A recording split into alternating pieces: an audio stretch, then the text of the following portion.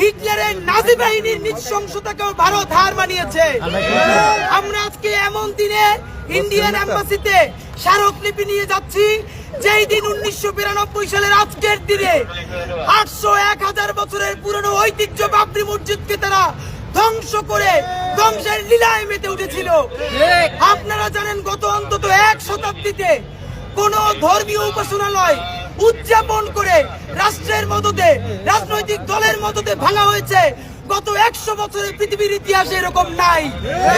দ্বিতীয় বিশ্বযুদ্ধে নাজিরা যখন আক্রমণ করেছে, তারাও এরকম কোন উপাসনালয় হামলা করে ধ্বংস করেছে এর কোন নজির নাই, যেটা ভারত করেছে 1992 সালে।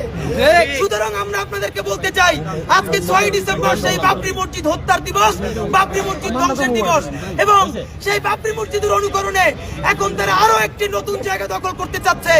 1000 বছরের ঐতিহ্যবাহী, যেটা শুধু মুসলমানদের প্রাণ নয়, হিন্দু, মুসলিম, বৌদ্ধ, খ্রিস্টান, সারা বিশ্বের লক্ষ লক্ষ মানুষ যে আজমির শরীফ দরগাহে প্রতিবার আসে, যেটা মানুষের শান্তির একটি মিলন কেন্দ্র, সে আজমির শরীফকে, সম্প্রীতির কেন্দ্রকে দখল করার জন্য তারা নতুন ন্যারেটিভ নির্মাণ করেছে। তারা বলেছে যে আজমির শরীফেও নাকি তাদের শিব মন্দির ছিল এবং তাদের আদালতে মামলা হয়েছে।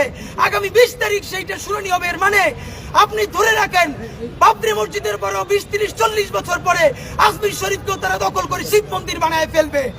সুতরাং বাংলাদেশ শুধু না, সারা বিশ্বের সমস্ত শান্তিকামী মানুষদের তরফ থেকে আমরা ইন্ডিয়ান এম্বাসিকে জানাতে চাই, আজমির শরীফ দখল করলে এর পরিণতি হবে অত্যন্ত ভয়াবহ।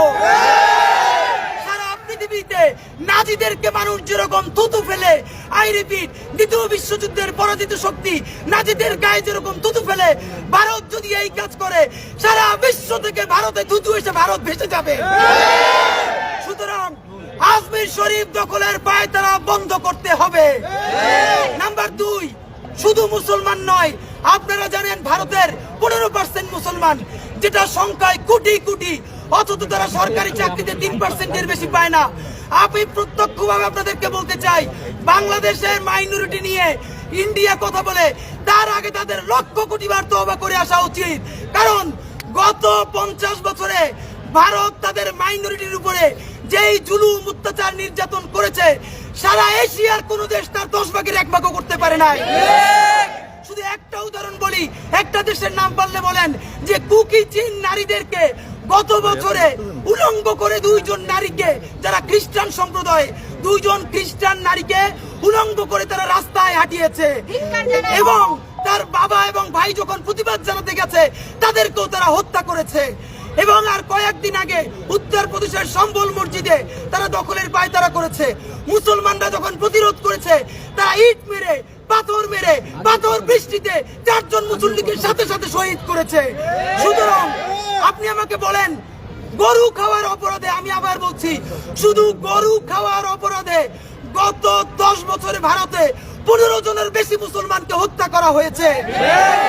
সুতরাং গরু খাওয়ার অপরাধে যেই দেশে মানুষ হত্যা করা যায়, যেই দেশে মসজিদ গুড়াই দিয়ে মন্দির বানানো যায়, যেই দেশে কুকি চীন খ্রিস্টান নারীদের কুলঙ্গে এখনো হাঁটানো যায়, যেই দেশে সীমান্তে স্বর্ণা দাস ফেলানিকে গুলি করে ঘন্টার পর ঘন্টা ঝুলিয়ে রাখা যায়, সেই ভারতের কোন মুখে সাহস হয় পৃথিবীর সাম্প্রদায়িক সম্প্রীতির 1 নম্বর উদাহরণ বাংলাদেশ নিয়ে কথা বলার সাহস তাকে কে দিয়েছে?